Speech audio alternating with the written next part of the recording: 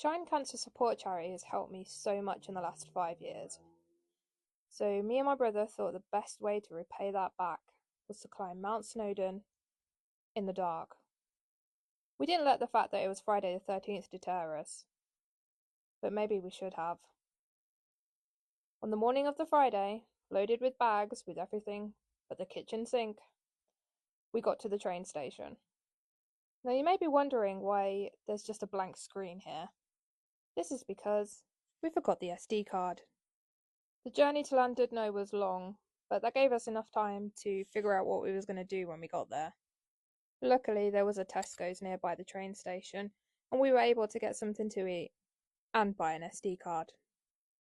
We then embarked on our train to Betws-y-Coed, and at this point we were already starting to feel the journey. There were some really cute stops and gorgeous views along the way. Upon disembarking the train, we were 3 minutes late for the bus.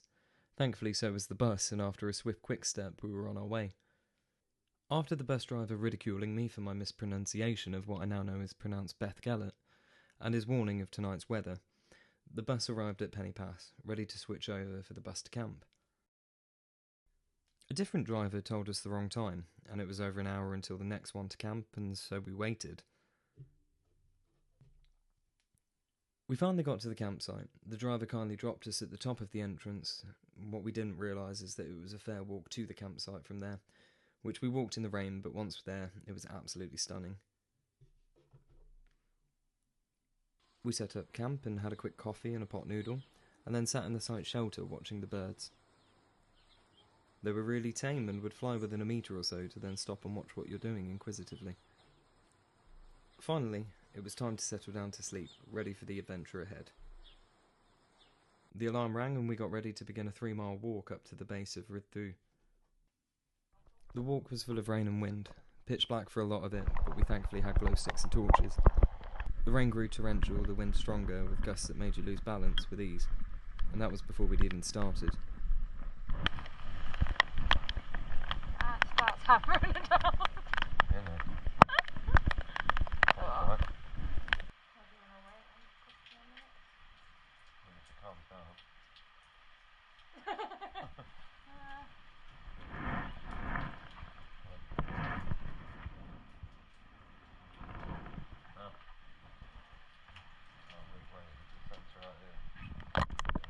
And after escaping the weather for a diplomatic conversation in a disabled toilet, we sadly realised we had to turn back.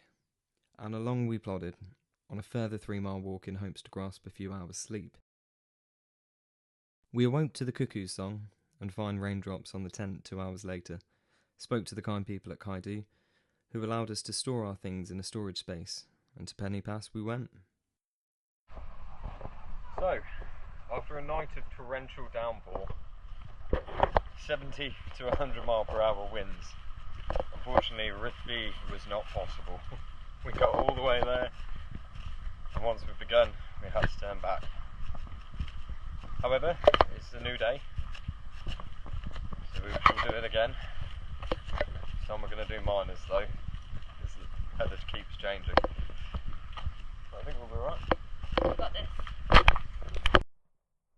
I found the climb extremely hard. I was not expecting it to be as hard as it was. I was kind of moaning all the way to the top, but I was pretty proud of myself once I got there. Step over quick, yeah, you're good. It seemed a never-ending walk to the summit. We kept asking people how far it was to the top, to those who were coming down. Only 15 minutes, they'd say. Every single person. I'm pretty sure 15 minutes is different for everyone. But we battled through the wind and the rain. We touched the stone, and Cameron decided to get pre-hypothermic. So we went to the cafe and got a hot drink. Stat. Now we were prepared to take the descent down. Obviously we took the Llanberis route. My legs were dying. Once down to Llanberis, we thankfully made the bus we needed to Penny Pass again. However, we realised whilst waiting for the bus that the last train was sold out, and we would not make it home. Luckily, Mum to the rescue. We waited in the cold information point. It was raining pretty hard, We were shivering. It was pretty cold. I looked across the road though, and there was a youth hostel. I figured they might sell food. Thankfully, I was correct. Such nice food at a really good price. And around 10 to 10, Mum arrived. Yes, and we could breathe in the warm.